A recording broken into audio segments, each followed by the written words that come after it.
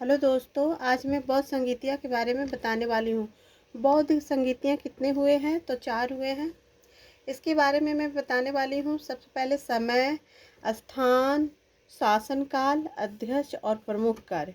तो सबसे पहले मैं बात करती हूँ, यहाँ पर मैं लिख देती हूँ। पहला प्रथम हो गया। प्रथम में मैं बताऊँगी, सारे के सारे एक जगह मिलेंगे तो याद करने में भी काफ़ी बेटर होगा। प्रथम, ये हो गया द्वितीय, ये हो गया तृतीय और ये हो गया चतुर्थ संगीतियाँ।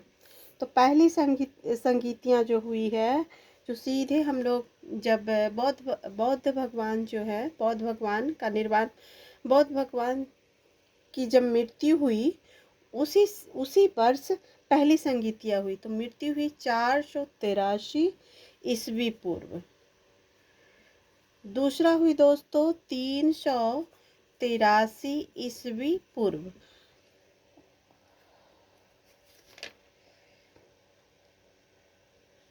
और तीसरा हुआ 250 ईस्वी पूर्व। और चौथा हो गया पहली ईस्वी में हुई।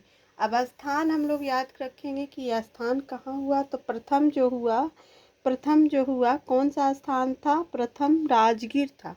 राजगीर में स्थान क्या था? तो सप्तवर्णी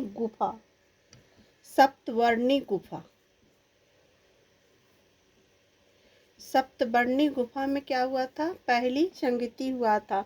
और ये इस शासनकाल, प्रथम बौद्ध संगीति के शासनकाल, जिस समय राजा थे वो शासन यानी अजात शत्रु के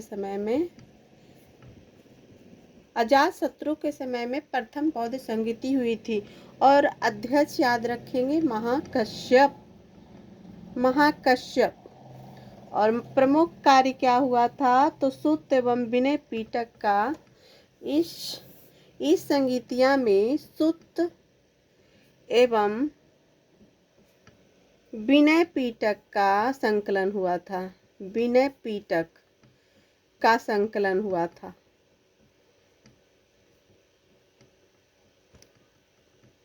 अब हम याद करेंगे द्वितीय कहाँ हुआ था?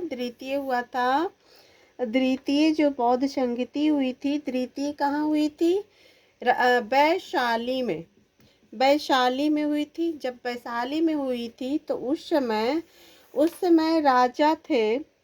उस समय राजा कौन थे? वैशाली के वैसे काला, उस समय कौन थे? कालाशोक।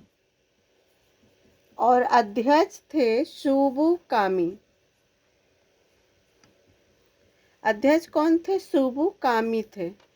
और इसमें महत्वपूर्ण कार्य हुआ था स्थाविर, जंगम और स्थाविर होता है ना, तो स्थाविर और जंगम का विभाजन हो गया था।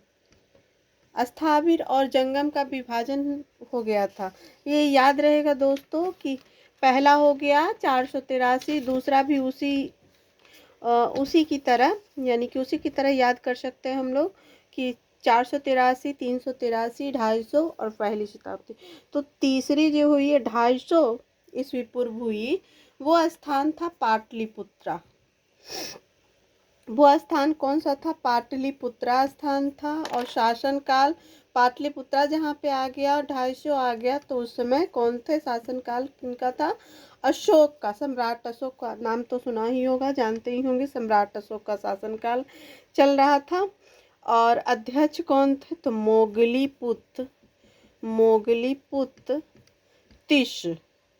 मोगलीपुत्तिस अध्यक्ष थे।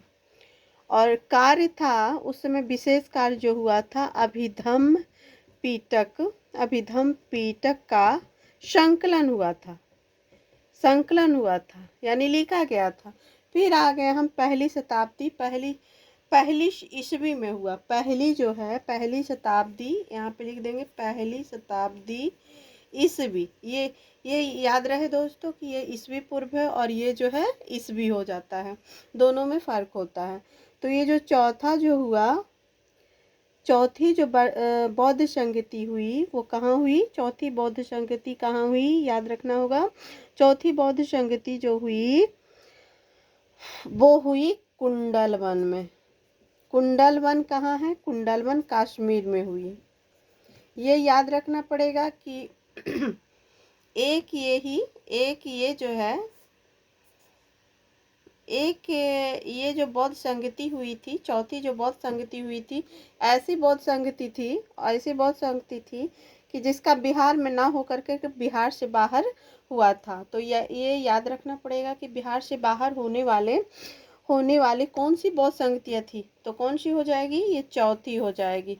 और ये किसके शासनकाल में हुई, किनके शासनकाल में हुई है, उस समय कौन थे, सम्राट कनिष्क थे और अध्यक्ष हो गए वसुमित्र। और प्रमुख कार्य हो गया उस समय जो है ना हीनयान एवं महायान का विभाजन हो गया था। तो दोस्तों ये बौद्ध संगतियाँ एक जगह, यानी कि याद करना हो बौद्ध संगति के बारे में, तो बौद्ध संगति एक जगह पर एक स्थान पे सारा का सारा एक साथ मिल सकता है। और ये किसी भी एग्जामिनेशन में, किसी भी तरह के एग्जामिनेशन, छोटे हो बड़े हो, सारे एग्जामिनेशन में बौद्ध संगति से क्वेश्चन जरूर आते हैं। और ये जो 5 जो डब्बे दिख रहे हैं ना, इसमें 5 जो है समय, स्थान, शासन काल, अध्यक्ष, प्रमुख कार्य, ये पांचों के पांचों जो है ना बहुत ज़्यादा इम्पोर्टेंट होते हैं। इन सभी को अक्षरश याद करना बहुत ज़रूरी है। और कुछ क्वेश्चन जैसे कि ये कहा गया है, ये सब याद रखना है कि चतुर्थ में क्या हो गया, तो हीनयान एवं महायान का विभाजन हो गया। उसके बाद चौथा जो है दोस्तों, चौथा जो है बौद्ध संगतियाँ जो बिहार से बाहर मनाई गई, यानी तीन बौद्ध संगति हुई जो बिहार में हुई, और जो चौथी बौद्ध संगति हुई जो बिहार से बाहर हुई, उसे याद रखना है कि चौथी बौद्ध संगति कहाँ हुई थी, तो कश्मीर में हुई थी। कौन ऐसी संगति है, बौद्ध संगतियों में कौन ऐसी संगति है जिसकी जो संगतियाँ हैं जिसका संचालन हुआ बिहार से बाहर हुआ, तो कौन सा हुआ, चौथा हुआ। दोस्तों वीडियो अच्छी लगे तो लाइक एंड सब्सक्राइब जरूर करें। मैं ये अब कंटिन्यू बौद्ध संगतियाँ हो गया, अगले क्लास में मैं जैन संगतियों के बारे में बताऊंगी। इस तरह से काफ़ी समझाते हुए डिटेल करके। अच्छा लगे तो प्लीज़ लाइक कीजिएगा दोस्तों। Thank you. जय माता दी।